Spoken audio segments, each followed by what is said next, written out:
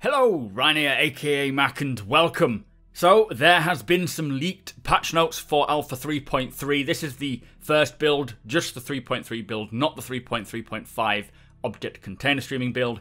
Before I get started, if you are not wanting to know what is coming, although we do kind of already know, so it's not really any spoilers, but if you don't want to hear it, then I suggest not watching and waiting until you get your own patch notes. But this is currently what they want from the Evocati. The testing focus is the new default ship loadouts, changes to ship cannons, power management, overpower and overclocking ship systems and components. For the universe, they have added rest stop location, which is CIUL2. Sounds like just the one of them, as they do say it's missing many interior elements and landing pad functionalities. They have actually removed Cryastro and added refuel, repair and rearm functionality to all the station landing pads, so Port Olisar, Levski, Grimhex and the new rest stop. They have added quantum route planning. It basically automatically plots multiple quantum point routes around obstacles. It is awaiting various UI though. They've updated planetary body locations and points of interest also, so it should feel a little different when we do get in there. For the UI, they've got some item previews on shop kiosks, the personal manager app and vehicle manager app on your Mobiglass as well. Some changes to mining. They have changed the mining power graph to reflect power transfer per time. Added a shaking effect to indicate when you're in the optimal range. The overcharge and danger bar now fills faster the greater danger you are in. Keeping the extraction beam in the same location extracts quicker over time.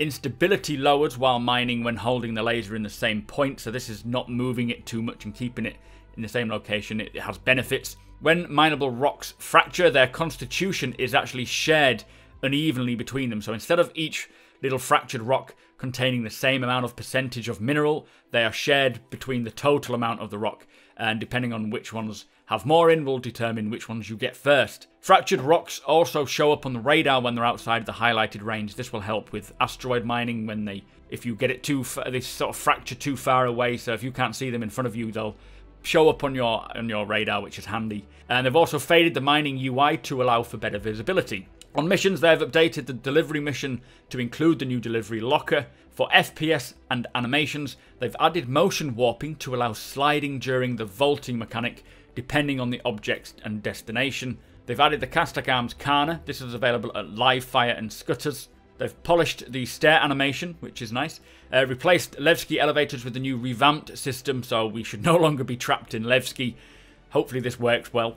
They've polished the pickup and drop-off deliveries to outposts. They've updated Security Post Korea with new props and geometry, so hopefully that feels a little different. They've also updated the pistol stock and shoulder inspect poses for more movement and control. They've added a blue light spinning animation for the F-55. That's that really powerful heavy machine gun. Players can also now inspect a weapon and enter the interact mode while doing so. So every weapon, I believe, we'll be able to have a look and rotate around and have a look at. If by interact mode they mean being able to attach sights and scopes and attachments to the weapons, that would be very, very nice.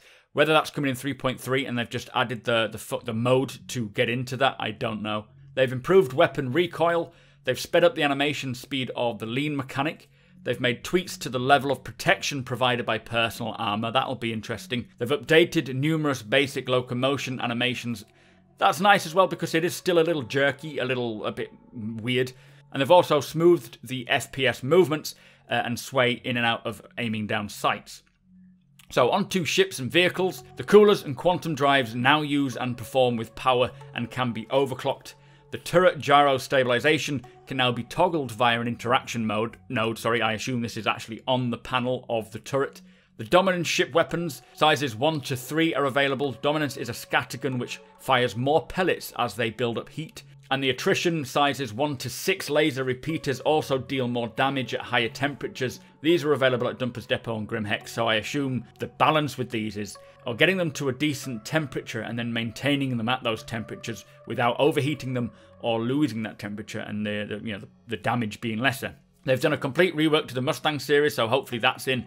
They've changed and reallocated support screen distribution on the Constellation series. They've suppressed collision warnings in hover mode to stop the excessive audio spam, which is going to be a nice benefit, that is. They've removed the auto-aim from turrets, which again is very nice. They've also redone the default loadout for nearly all the ships. They've increased the damage of ship cannons, lowered their fire rate, increased their heat generation, and swapped many of them to auto cannons that fire automatically.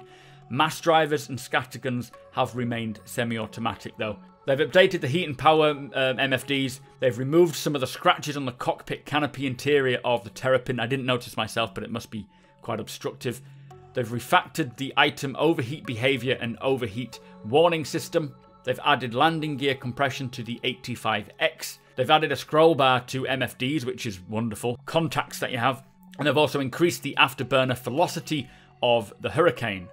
Now, there is a big list of bug fixes. I will link this leaked information in the description below should you want to check it out for yourself. I am very excited to see this moving into Evocati. Obviously, there are a lot of features there that are not in the build.